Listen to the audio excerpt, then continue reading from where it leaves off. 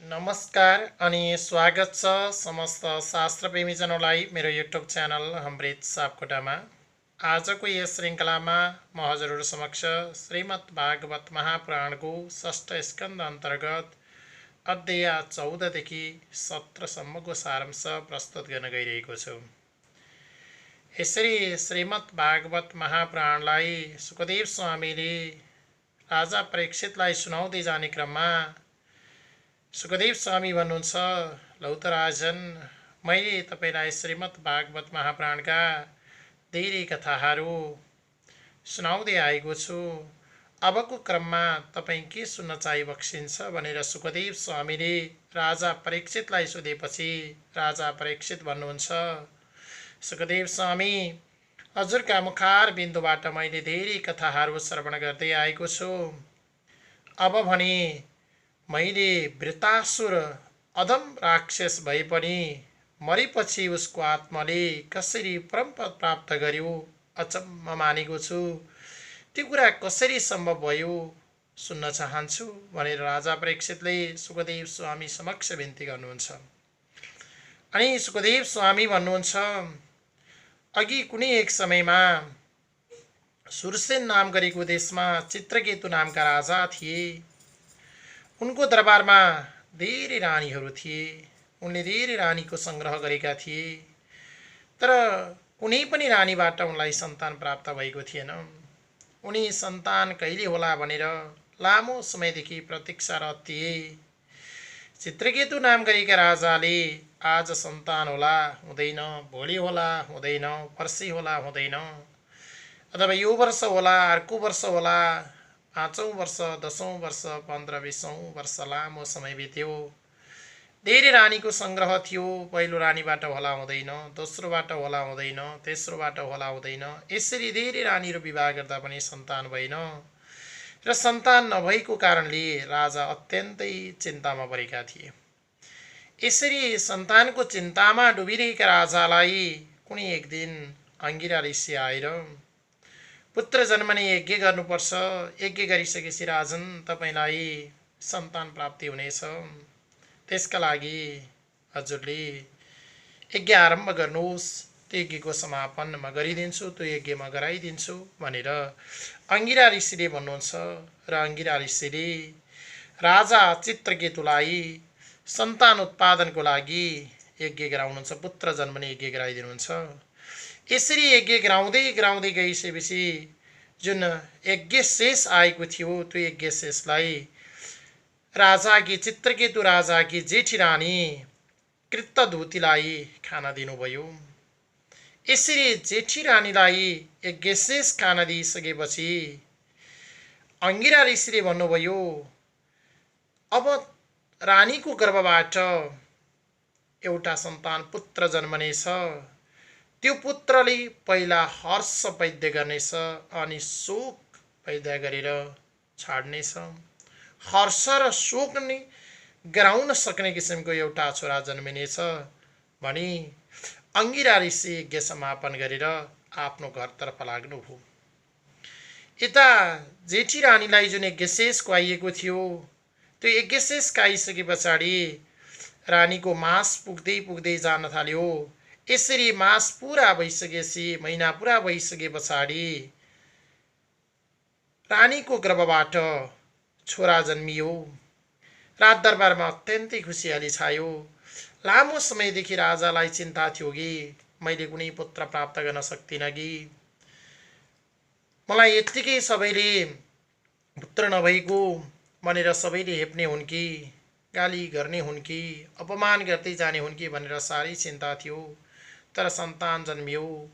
धेरै रानीको राजाले सङ्ग्रह गरेका थिए, कोहीबाट प्राप्त भएको थिएन। तर अङ्गिरा ऋषिले पुत्र उत्पत्ति गर्ने यज्ञ गराइदिइसकेपछि जेठी रानीको कोखबाट सन्तान जन्मियो। दरबारमा साह्रै खुसी छाइयो। सारा प्रजाहरू खुसी भए, राजा पनि खुसी भए र जेठी रानीको गर्भबाट सन्तान जन्मेको हुनाले जेठी रानी त खुसी अत्यन्तै भएकी थिइन्। बाँकी रहेका रानीहरू पनि अत्यन्तै खुसी भए।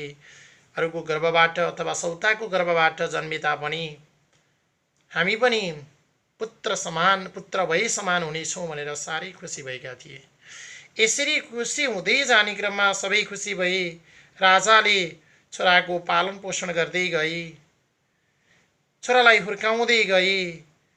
यसरी हुर्काउँदै बढाउँदै छोरालाई जाने क्रममा जेठी रानीतिरबाट सन्तान भएको हुनाले राजाले, चित्रकेतु नाम गरेका राजाले कृतदूतीलाई अत्यन्तै माया गर्न थाले, जेठी रानीलाई माया गर्न थाले। किनभने उनको कोखबाट मात्रै सन्तान भयो, अरू रानीको कोखबाट कुनै सन्तान प्राप्त भएको थिएन र इच्छित सन्तान प्राप्त भएको हुनाले राजाले जेठी रानीलाई माया गर्नु स्वाभाविक थियो। यसरी जेठी रानीलाई माया गर्दै गए, समय बित्दै गयो। आखिर सौताको खेल त हो, तर जेठी रानीलाई बढी माया मानेको अन्य रानीहरूले सहन सकेनन् र उनीहरूले मनमा नै विचार गरे कि हाम्रो कोख त खाली नै छ। जेठी रानीको गर्भबाट सन्तान जन्मेको हुनाले आज राजाले हामीलाई माया गर्न छाडेर यसैको पछि लागेका छन्। यसको कोखबाट मात्रै सन्तान पैदा भयो।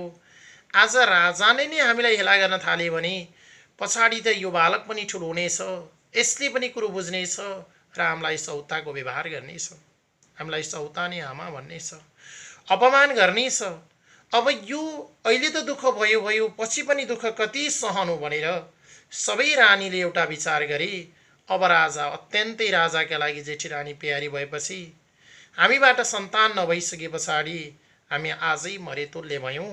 अब यस बालकलाई रातको समयमा विषपान गराएर मार्नुपर्छ भनेर बाँकी रहेका रानीहरूले सोच्न थाले। आखिर हेर्नुहोस्, सौतानी व्यवहार त झल्किहाल्यो। आखिर जेठी रानीको कोखमा बच्चा हुनु अथवा जेठी रानीको कोखबाट छोरा पैदा हुनु भनेको जति पनि राजाका रानीहरू थिए उनीहरूलाई त पुत्र प्राप्ति भए समान नै हुन्थ्यो। उनीहरू सबै पुत्रवती नै हुने थिए, तर त्यो धारणा उनीहरूको आएन। उनीहरूमा नकारात्मक सोच आयो। राजाले अत्यन्तै जेठी रानीलाई प्यार गर्न थाल्यो। जेठी रानी उसको नजिकमा गइन्। भोलि छोराले पनि उनीलाई प्यार गर्नेछ र हामी त सधैँ नाङ्गाको नाङ्गै बुङ्गाको बुङ्गै भन्ने त्यस्तो कुदृष्टि अथवा त्यस्तो नकारात्मक तरिकाले ती रानीहरूले सोचे र रातको समयमा विष खुवाएर मार्दिने निर्णय गरेर बाँकी रहेका रानीले रातको समयमा बालक सुतेको समयमा गएर विष खुवाइदिए। अब विष खुवाइसकेपछि त्यो नाबालक बिचरा विष कसले खुवाइदियो भन्न सक्ने अवस्था थिएन, विषमा खान्न भनेर उकाल्न सक्ने अवस्था थिएन, झुक्काएर विष खुवाइएको थियो। बालकको मृत्यु भयो। भोलिपल्ट बिहान उठेर राजाले हेर्छन्, एकैछिनमा बच्चा उठ्ला, रोला कराउला, उठ्दैन। हिजो अस्ति त उठ्थ्यो, साबिकको समयमा उठ्दैन। बाबु के भयो होला, आज किन लामो निद्रामा रह्यो भनेर राजा पनि चिन्तित हुन थाले, यताउति डुल्न थाले। रानीले पनि अहिलेसम्म छोरा उठ्दैन, कति लामो निद्रा भयो भन्न थाल्नु हो। केही समयलाई त त्यो सोचाइ पनि हुने स्वाभाविकै हो। 7 बजे उठ्ने छोरो 7:30 बजेसम्म किन उठेन भन्दा आज निद्रा लाग्यो होला। 6 बजे उठ्ने 6:30 बजे किन उठेन भन्दा लामो निद्रामा पर्यो होला, कुनै थकाइ भएर हो कि भने। छोरो उठ्ला उठ्ला, उठ्दैन। दिन टलिसक्यो। त्यस पछाडि गएर यसो राजाले कोट्टाउँछन्, नानीले कोट्टाउँछन्, बाबु, ए मेरो बाबु, छोरा बोल न बोल। राजा भन्छन्, रानीले भन्छन्, बाबु छोरा के भयो तिमीलाई, आज त किन बोल्दैन मेरो छोरो भनेर नाना तरले बोलाउँदा बालक बोल्दैन। यसो विचार गर्दै जाँदा त बालक मृत अवस्थामा छ। त्यस पछाडि चित्रकेतु नाम गरेका राजा भक्कानो छोडेर रुन थाल्छन्, ए बाबु, यस्तो अवस्थामा यो बुढेसकालमा तिमी हाम्रो कोखमा आएका थियौ, आज यति छिटै यति कलिलो उमेरमा तिमी छाडेर हामीलाई गयौ। पक्रेको फुल टपक्कै फुल्नै नपाउँदा टपक्कै दैवले टिपेर लयो, यो त साह्रै अनर्थ भयो। ए मेरो बाबु, बोल न बोल भन्दै राजा छातीमा मुड्कीले हानेर भक्कानो छोडेर राजा रुन थाल्छन्। रानी पनि आफ्ना जगल्टा चेती चेती, ए मेरो बाबु, ए मेरो छोरा, मेरो कोखलाई कति सुन्दरता दिएका थियौ, आज फेरि छोडेर गयौ, कहाँ गयौ, किन गयौ नि मेरो बाबु, के भयो नि तिमीलाई भनेर मूर्छा परिपरि रानी रुन थाल्छिन्। त्यो देखिसकेपछि अन्य कोठामा सुतेका जुन सौतानीहरू थिए, सौतानी आमाहरू जसले बिखालेका थिए, उनीहरू पनि आएर फेरि रुन थाल्छन्, कराउन थाल्छन्, ए मेरो बाबु, तिमीलाई के भयो, जेठी रानीको कोखबाट तिमीले जन्म लिए पनि हामी सबैलाई पुत्रवती बनाएका थियौ, बाबु के भयो, उठ न उठ बाबु, बोल न बोल भन्दै आखिर ती सौतानीहरू पनि अथवा गिरेका रानीहरू पनि जसले विष हालेर मारेका थिए उनी पनि रुन र कराउन पो थाल्छन्। हेर्नुहोस् कस्ता रङ्गिनीहरू। रातको समयमा बिख हाल्ने तिनै दुष्टहरू छन्। उजेलो हुँदा उता राजा र रानी रोए भनेर आफू त्यो पापबाट मुक्ति हुनका लागि अथवा आफूले नमारेको हुनका लागि दुःख व्यक्त गरे जस्तो गरेर देखाएर स्वाङ पारेर उनीहरू गोहीका आँसु झार्दै रुन कराउन थाल्छन्। हेर्नुहोस् त कति दुष्ट हुँदो रहेछन्। त्यसकारण भनिन्छ स्त्रीको चरित्र कहिल्यै जान्न सकिँदैन। आज यहाँ यस्तो र उस्तो है, स्त्रीलाई दोष लाउने महिलालाई दोष लाउने त हाम्रो समाजले भन्छ हो, दोषारोपण गरेको होइन। तर यस्तै कथाबाट पुष्टि हुन्छ कि आखिर उनीहरूले सौतानी व्यवहार देखाएर त्यो निर्दोष बच्चालाई, आफू पनि त पुत्रवती भएका थिए तर त्यो सोचेनन् रातको समयमा विष हालेर मार्ने, अनि बिहान उसका बाउआमा रोए कराए भन्दै उनीलाई सान्त्वना दिए जस्तो अथवा उही छोरालाई नजानिदो तरिकाले आफै मरेको हो कि कालले लगेको हो कि चाहिँ गरेर मेरो बाबु के भयो, उठ न उठ, हामी सबै पुत्रवती थियौँ भनेर रुन पनि उनीहरू पछि परेनन्। मारेका उनी दुष्ट हुन्। त्यसकारण महिलाको चरित्रलाई कहिले जान्न सकिँदैन भने पुरुषको भाग्य पनि कहिले जान्न सकिँदैन भन्ने जुन उखान रहेको छ त्यो कुनै तरिकाबाट हेर्दा यस्ता पुराणका प्रसङ्गहरू हेर्दा मिल्न जान्छ, अन्यथा त त्यो होइन। तर त्यो प्रसङ्गहरू यसरी मिल्न जान्छ। यसरी राजा र रानी भक्कानो छोडेर रोएको बेलामा, अन्य रानीहरू पनि रोइरहेको बेलामा त्यही समयमा अङ्गिरा ऋषि र नारद मुनि त्यहाँ आइपुग्नुहुन्छ र अङ्गिरा ऋषिले चित्रकेतु नाम गरेका राजालाई सम्झाउँदै भन्नुहुन्छ, राजन तपाईँले शोक गर्नुपर्ने कुनै अवस्था छैन। तपाईँ किन शोक गर्नुहुन्छ? आखिर तपाईँलाई पुत्र उत्पत्ति गर्ने यज्ञ गराएर पुत्र दिलाउने पनि भने थिएँ र मैले उही बेलामा भनेको थिएँ तपाईँलाई हर्ष र शोक उत्पन्न गर्ने छोरा जन्मिनेछ। त्यसकारण तपाईँलाई त्यस्तै किसिमको छोरा जन्मेको थियो। पहिला दरबारमा जन्मियो छोरा, लामो समयदेखि तपाईँलाई सन्तान भएका थिएनन्। सबैले नि सन्तानी राजा भनेर तपाईँलाई अपमान गरिरहेका थिए। धेरै रानीको तपाईँले सङ्ग्रह गर्नुभयो, कोहीबाट पनि सन्तान उत्पन्न भएन। मैले यज्ञ गराइदिइसके पछाडि पुत्र उत्पत्ति गर्ने जुन यज्ञ गराएँ त्यसपछि तपाईँलाई सन्तान उत्पादन भयो। त्यो सन्तान उत्पादन भइसकेपछि तपाईँलाई खुसी छायो, सारा दरबारमा खुसी छायो, सारा प्रजाहरू खुसी भए, देश काल तपाईँको राम्रो तरिकाले चल्यो र केही समयमै छोरा मर्यो। तपाईँ आज कराउनु भएको छ, विस्मात गर्नुभएको छ र हिजो खुसी भयो, आज तपाईँलाई हिजो हर्ष थियो, आज तपाईँलाई दुःख सुरु भयो। हिजो खुसी थियो, विस्मात सुरु भयो। त्यसकारण मैले पहिला नै भनेको थिएँ तपाईँलाई हर्षपछि विस्मात गराउने छोरा जन्मिनेछ भनेर। यसमा तपाईँले चिन्ता गर्नुपर्ने छैन। उसले त्यति नै आयु लिएर आएको थियो, त्यही उसको भोगाई थियो, जसले भोग्यो आज ऊ गयो। त्यसकारण यसमा चिन्ता नलिई बक्सियोस्। यसरी अङ्गिरा ऋषिले र नारद मुनिले चित्रकेतु नाम गरेका राजालाई सम्झाइसके पछाडि राजालाई लाग्छन् यो संसारमा हामी 2 दिन आएका रहेछौँ, हामी त पाहुना रहेछौँ। भगवानका नाम कीर्तन गर्नु नै सबैभन्दा उपयुक्त उपाय रहेछ। पारिवारिक सङ्ग्रह गर्नु बेकार रहेछ। हिजो मैले सन्तान भएन भनेर एकपछि अर्को रानी जोड्दै गएँ। सन्तान उत्पादनको लागि नाना तरहका कोसिस गर्दा भएँ। धेरै मैले सङ्घर्ष गरेँ। सन्तान उत्पादनको क्रममा मैले आफ्नो लामो जीवनलाई सन्तान उत्पादनको क्रम अथवा सन्तान उत्पादन कसरी गर्न सकिन्छ भनेर व्यतीत पनि गरेँ, तर सन्तान उत्पादन भएन। पछाडि ऋषिले पुत्र उत्पत्ति यज्ञ गराइदिइसकेपछि सन्तान उत्पादन भएको थियो। ओहो भनेर हर्षलाई मलाई साह्रै बढी बढाउ भएको थियो। सारा प्रजाहरू खुसी भएका थिए। आज त्यो सन्तानले पनि छोडेर गयो भने यो संसारको चक्र यस्तै रहेछ। मानिस जन्मिँदो रहेछ, मर्दो रहेछ। यो संसारमा छोराछोरी सन्ततिका लागि पछि लाग्नु पनि बेकार रहेछ। केवल भगवानको जप ध्यान कीर्तन गर्नाले नै मोक्षको बाटो हुँदो रहेछ। यो नजानेर यो सन्तानको पछाडि लागे, पारिवारिक सङ्ग्रह गरे, ओहो यो त गल्ती रहेछ भनेर चित्रकेतु नाम गरेका राजा दरबारबाट निक्लिन्छन् र यमुना नदीको किनारमा गएर यमुना नदीको जुन जलले उनले स्नान गर्छन् र यसरी स्नान गरिसकेपछि भगवानमा भक्ति लगाएर भगवानमा एकाग्र चित्तले भगवानको नाम कीर्तन जप्दै थिए। त्यही क्रममा नारद ऋषिले चित्रकेतु नाम गरेका राजालाई शाङ्कर्षणी विद्या दिनुभयो। यसरी नारद ऋषिले विद्या दिइसके पछाडि त्यो विद्यालाई चित्रकेतु नाम गरेका राजाले 7 दिनसम्म अत्यन्तै कष्टका साथ अत्यन्तै प्यारका साथ जप गर्दा भए। यसरी 7 दिनसम्म चित्रकेतु नाम गरेका राजाले त्यो साङ्कर्षणी विद्या जो नारदजीले दिनुभएको थियो त्यसलाई जप गरिसकेपछि उनी विद्याधरका मालिक बने। 7 दिनमा उनी ठुला प्रकाण्ड विद्वान बने। केही दिन पछिको अन्तरालमा भगवान शङ्कर्षणको दर्शन गर्न गई र ब्रह्मज्ञानको उपदेश प्राप्त गरी उनी महाविद्वान कहलिए। यसरी महाविद्वान उनी कहलिए र विद्वानको रूपमा उनी रहे। र अघि कुनै एक समयको कुरा थियो, चित्रकेतु विमानमा बसेर घुमिरहेका थिए, सारा जगत सारा तीर्थाटन गरिरहेका थिए। एक ठाउँबाट अर्को ठाउँमा अत्यन्तै प्यारका साथ अत्यन्तै रमणीय तरिकाले गइरहेका थिए।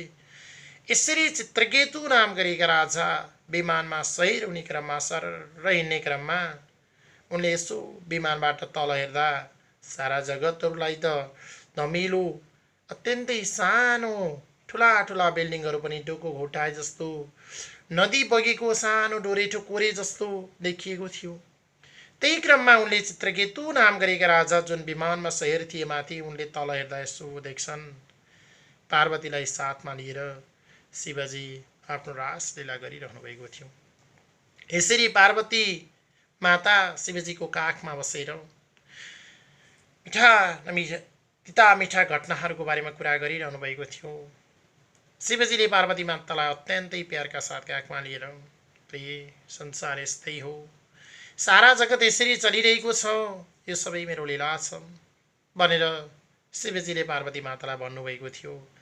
यसरी काखमा पार्वती माता बसेर आफ्ना पतिदेव शिवजीसँग मस्किरहेको अथवा खुसी भइरहेको रमाइरहेको देखेर चित्रकेतु नाम गरेका राजाले शिवलाई उपहास गरे।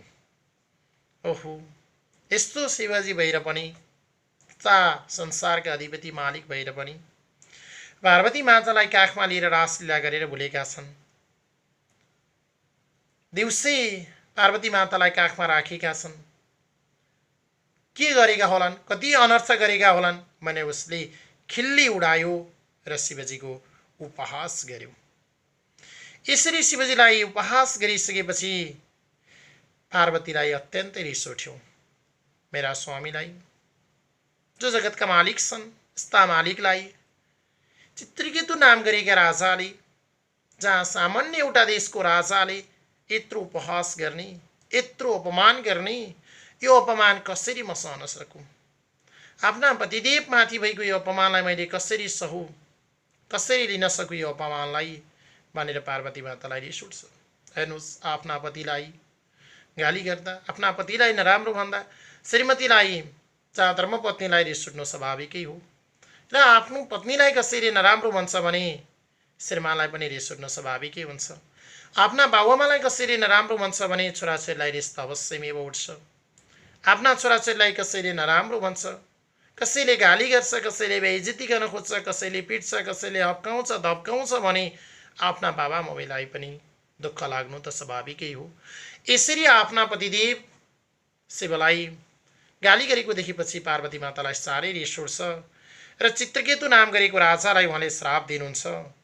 यसरी श्राप दिने क्रममा उहाँले भन्नुहुन्छ कि तैँले मेरो श्रीमान अथवा पतिदेवलाई उपहास गरेको हुनाले, राजा भएर पनि जुन उपहास गरिस्, अपमान गरिस्, यस कारण त राक्षसको जुनीमा जन्म लिनु परोस्, त राक्षस भएर जन्मेस् भनेर पार्वती माताले श्राप दिनुभयो। यसरी पार्वती माताले श्राप दिएको हुनाले तुष्टाका छोरो वृत्तासुर भएर चित्रकेतुको जन्म भएको थियो। उनी जुन तुष्टाका छोरा वृत्तासुर मानिए, तिनी वृत्तासुर भएर चित्रकेतु नाम गरेका राजा, जसलाई पार्वतीको श्राप परेको थियो राक्षसको जुनीमा जन्म लिएस् भनेर, उनी जन्मेका थिए। उनी चित्रकेतु थिए, वृत्तासुर नाम गरेका, अथवा तिनी जुन वृत्तासुर भनेर हामीले लिनियो, अघिल्लो अध्यायमा हामीले भनियो, तिनी वृत्तासुर थिए। चित्रकेतु नाम गरेका राजा वृत्तासुर भैरवले जन्म लिएका थिए त्वष्टाको गर्भबाट। यसरी भगवानका भक्त चित्रकेतु नै वृत्तासुर भई जन्मेको हुनाले वृत्तासुरको आत्माले परमपद प्राप्त गरेको थियो भन्दै सुखदेव स्वामीले राजा परीक्षितलाई सुनाउनुहुन्छ। जय बोलो श्रीमद् भागवत महापुराणको। जय बोलो श्रीमद् भागवत महापुराण षष्ठ स्कन्धको।